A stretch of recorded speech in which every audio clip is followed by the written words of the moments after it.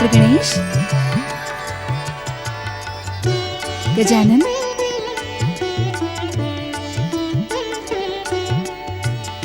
प्रणाम माता। मेरे कारण आपको कोई कष्ट तो नहीं हुआ ना? कष्ट कैसा पुत्र, तुम तो सदा ही मेरे आनंद के कारण हो। परंतु तुम्हारे क्रोध से नंदी और भृंगी को अवश्य कष्ट हुआ। वो डरकर मेरे पास आ पहुँचे। माताश्री, यह तो सारा संसार जानता है कि जैसी करनी वैसी भरनी। पिताश्री के इस पुण्य धाम कैलाश लोक में किसी की समाधि को भंग करना तो भयानक अपराध है ना माता। नंदी और भृंगी ने कैलाश में अशांति को जन्म देकर कोई उचित काम तो नहीं किया। अशांति को जन्म देकर? मैं कुछ समझी नहीं पुत्र। वे दोनों सप्तम स्वर में मुझे पुकार रहे थे, फिर भी मैंने कुछ नहीं किया। जो कुछ भी किया वो मेरी सूंड ने किया। अब सूंड कुछ करे तो मैं क्या कर सकता हूँ माता? हाँ पुत्र, तुम भला इसमें क्या कर सकते हो। परंतु तुम मुझे ये तो बताओ, तुमने ध्यान समाधि लगाना कब से प्रारंभ कर दिया? जब से भैया कार्तिकेय यहाँ से चले गए, जब से मेरे साथ खेलने वाला कोई नहीं रहा, तब से माता। कुमार की जाने का दुख तो मुझे भी है पुत्र, परंतु स्वामी की आज्ञा और कुमार के भविष्य के लिए मुझे अपनी भावनाओं को दबाना पड़ा। पुत्र, कैलाश में शिवगणों के पुत्र होते हैं, वे तुम्हारे साथ खेलना चाहते हैं, परंतु तुम इन दिनों उन सबकी उपेक्षा कर देते हो। क्या आप उस उपेक्षा का कारण जानना चाहती हैं माता? अवश्य पुत्र।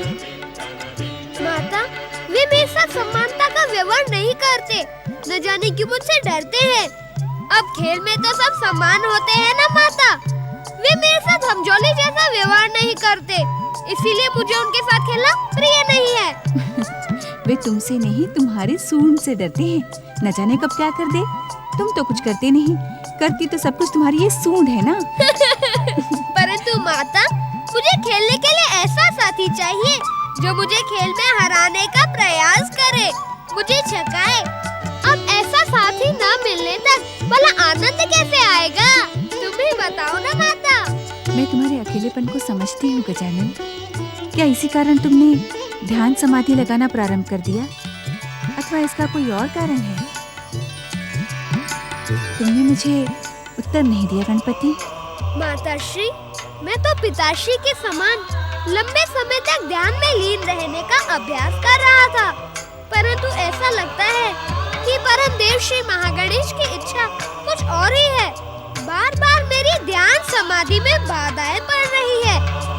माताश्री, क्या मैं एक प्रार्थना करूं? अवश्य पुत्र। क्या आप ऐसा उपाय कर सकती हैं जिससे मेरी समाधि में विघ्न ना पड़े? तुम तो स्वयं विघ्नहर्ता हो गजानन। अपने ध्यान के विघ्नों को अपनी इच्छा से नष्ट कर सकते हो। कर तो सकता हूँ माता, परंतु उस उपाय से किसी और को कष्ट पहुँचे यह भी तो उचित नहीं है। बेचारे नंदी और भृंगी भयभीत होकर भाग गए। अब मैं क्या करूँ माता? जो कुछ करना है फिर कर लेना। ध्यान के लिए तो तुम्हें अनेक अवसर मिलेंगे पुत्र। इस समय तुम मेरे साथ चलो। मैंने तुम्हारे लिए स्वादिष्ट मोदक बनाकर रखे हैं, और मैं ये भी जानती हूँ पुत्र कि श्री महागणेश तुम्हारी ध्यान समाधि पूर्ण क्यों नहीं होने दे रहे। क्यों माता? क्योंकि परम देव जानते हैं कि उनके अवतारी गौरी पुत्र अपनी भूख पर नियंत्रण नहीं रख पाते। नहीं माता, मैं पिताश्री के समान अपनी भूख को लंबे समय तक रोक सकता हूँ। इस समय भी मैं आपके साथ मोदक खाने के लिए नहीं जाऊँगा, ध्यान समाधि लगाऊंगा। क्या तुम्हें भूख नहीं लगी पुत्र? भूख से ध्यान का महत्व अधिक है माता। परंतु तुम्हारे लिए ध्यान से अधिक भूख महत्वपूर्ण है, और तुम्हारे पिताश्री के लिए ध्यान का महत्व अधिक है। भूख तो मुझे लग रही थी माता, परंतु अभी अभी समाधि में मैंने जो कुछ भी देखा उससे मेरी भूख समाप्त हो गई माता। ऐसा क्या देख लिया तुमने ध्यान में? मैंने देखा कि परम देव श्री महागणेश के महत्कट अवतार की माता देवी अदिति पुत्र वियोग में आंसू बहा रही है। मुझसे उनका दुख नहीं देखा गया। तुम तो जानती हो माता कि परम देव श्री महागणेश के समान किसी के बहते हुए आंसू नहीं देख सकता। गजानन, तुम कहीं मुझे छोड़कर वहां जाने की तो नहीं सोच रहे हो? तुमने पहले भी ऐसा किया था क्या? फिर तुम दुखी न हो माता, मैं ऐसा कुछ भी नहीं करूँगा जो तुम्हारी इच्छा के विरुद्ध होगा। मैं कहीं नहीं जाऊँगा, चाहे देवी अदिति कितने भी आंसू बहाए, क्योंकि मैं जानता हूँ कि पुत्र के लिए तो सभी माताओं का दुख एक समान होता है। परंतु तुमसे तो किसी के आंसू देखे नहीं जाते। यही तो धर्म संकट है माता। यदि माता अदिति का दुख दूर करने जाऊंगा तो तुम्हारे आंसू बहेंगे, यदि नहीं जाऊंगा तो उनके आंसू बहेंगे। अब मैं इस धर्म संकट को परम देव श्री महागणेश की इच्छा पर छोड़ देता हूँ। वे जो उचित समझेंगे वही करेंगे। यही उचित होगा पुत्र। माता, अभी मैं कुछ समय और ध्यान करना चाहता हूँ। भूख तो मुझे लग नहीं रही है। अब आप कृपा करके मुझे कुछ समय तक अकेला छोड़ दें।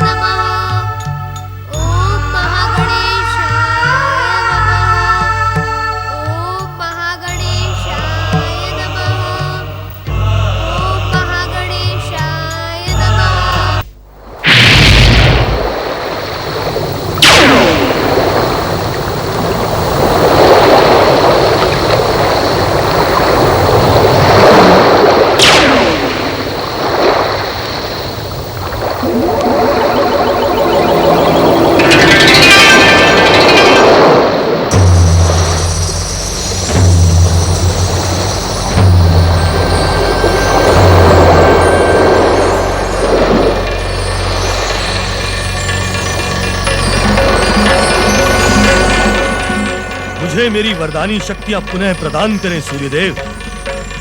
मयूरेश्वर श्री गणेश के प्रहार से अचेत होकर मैं पाताल लोक में धंस गया था।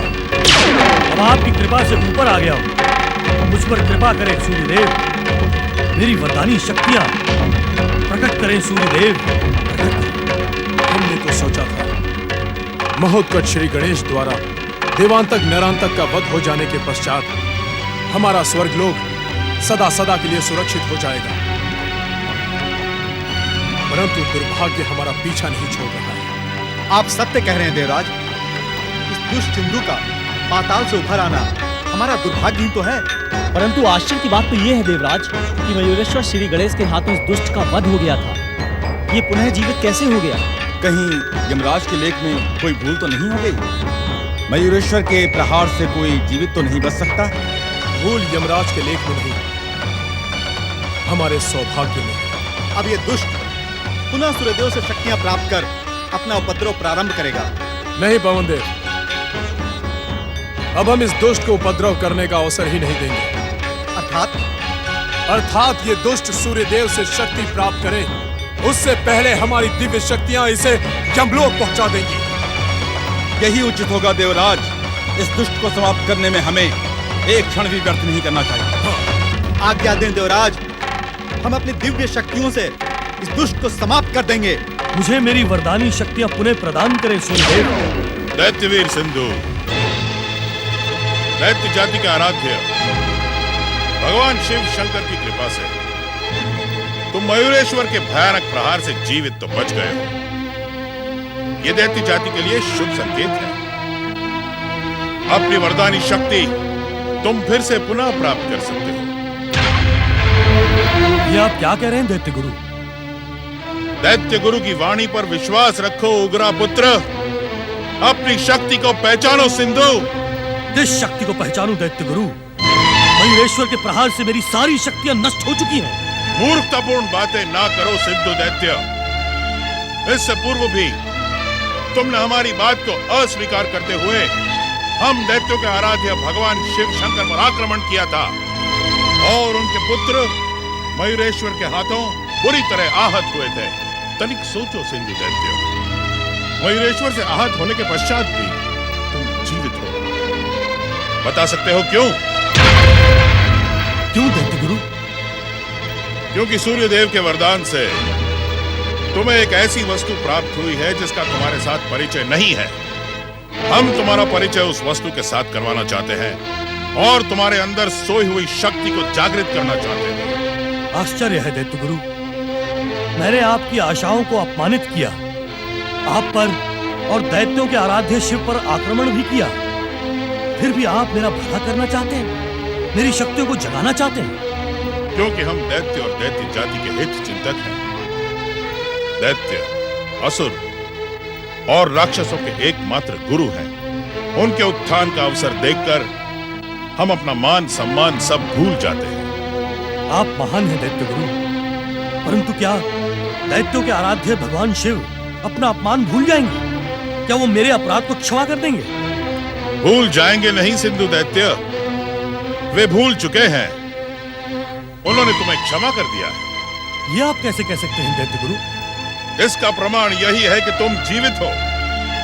अब एक क्षण का भी विलंब न करो, शीघ्र स्वर्ग और पृथ्वी पर आक्रमण करके दैत्य साम्राज्य का ध्वज फहराओ।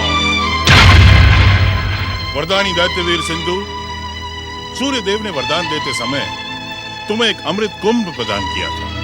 अमृत कुंभ? ये क्या होता है दैत्य गुरु? अमृत पीकर कोई भी प्राणी अमर हो सकता है। तुम जब भी उस अमृत कुंभ को पुकारोगे, वो तुम्हारे उदर से बाहर आ जाएगा। उस अमृत का पान करते ही तुम सदा सदा के लिए अमर हो जाओगे। ये दैत्य गुरु शुक्राचार्य क्या कहने देवराज? शुक्राचार्य असत्य नहीं कहते देवराज। हमें इस दुष्ट को अमृत पीने से रोकना होगा। शुक्राचार्य के होते हुए हम उसे रोक नहीं सकते। शुक्राचार्य की तप शक्ति हमें सिंधु से पहले ही पराजित कर सकती है। तो हमें क्या करना चाहिए देवराज? मेरे समान अपने दुर्भाग्य को देखो देवताओं। विलंब न करो सिंधु, दुष्ट देवता तुम पर घात लगाए हैं। यदि मैं तुम्हारे समीप न होता तो वे तुम पर प्रहार करने में तनिक भी विलंब न करते। शीघ्र ही अमृत कुंभ को पुकारो। सूर्यदेव के वरदान से अमृत कुंभ प्रकट हो। सूर्यदेव के वरदान से अमृत कुंभ प्रकट हो।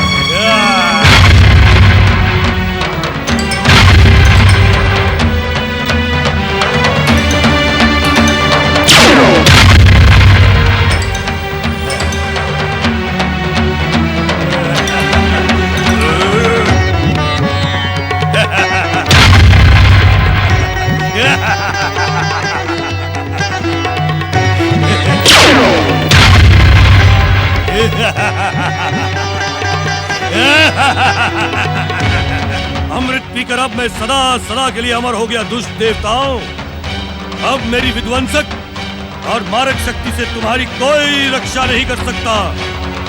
मैं इसी समय स्वर्ग और पृथ्वी पर आक्रमण की घोषणा करता हूँ। आप धन्य है सूर्यदेव, आपकी कृपा पाकर सिंधु का जीवन भी धन्य हो गया है। आपकी जय हो सूर्यदेव, आपकी जय हो। अमर वरदानी दैत्यवीर सिंधु, तुमने जो घोषणा की है उसे इसी समय पूरा करो और दुष्ट देवताओं को उनकी दुष्टता का दंड दो और संसार में दैत्य जाति का बिगुल बजा दो। शिव शंकर तुम्हारा कल्याण करे। ओम नमः शिवाय।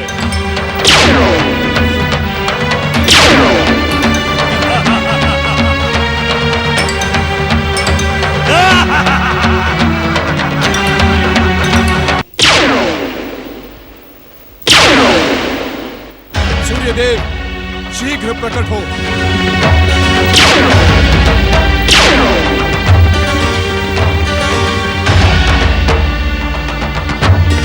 प्रणाम देवराज। दुष्ट सिंधु को अमृत कुंभ प्रदान कर आपने देव विरोधी कार्य किया है सूर्यदेव। परंतु देवराज मेरी किसी भी किंतु परंतु की आवश्यकता नहीं है सूर्यदेव। आपने ना ही स्वर्ग, देवता अपितु अपने भाई के विरुद्ध षड्यंत्र रचकर भयानक संकट उत्पन्न किया है। मेरी बात सुने देवराज। मैं आपकी बात तब तक नहीं सुनूंगा जब तक आप इस दुष्ट से अपना अमृत कुंभ लौटा नहीं लेते। आपका अमृत कुंभ पाकर वो सदा सदा के लिए अमर हो गया है। देवराज, हमने सिंधु को उसकी तपस्या का ये प्रतिदान अनजाने में दिया था। हम अपनी भूल स्वीकार करते हैं। भूल स्वीकार करने की नहीं, सुधारने की आवश्यकता है सूर्यदेव। अनजाने में दिया हुआ आपका वरदान आप लौटा लें। देवराज, दिया हुआ वरदान कभी लौटाया नहीं जा सकता। तो क्या ये दुष्ट? चिंतित ना हो भैया इंद्र। परमदेव श्री महागणेश की इच्छा के बिना कोई भी अमर नहीं हो सकता। मुझसे अनजाने में प्राप्त अमृत इसकी तब तक रक्षा करेगा जब तक इसकी दुष्टता निरीह मनुष्यों को कष्ट नहीं पहुंचाएगी। अर्थात सिंधु के अत्याचारों का अंत परमदेव श्री महागणेश के अवतार के हाथों होगा। आओ भैया, हम सब मिलकर परमदेव श्री महागणेश की आराधना करें।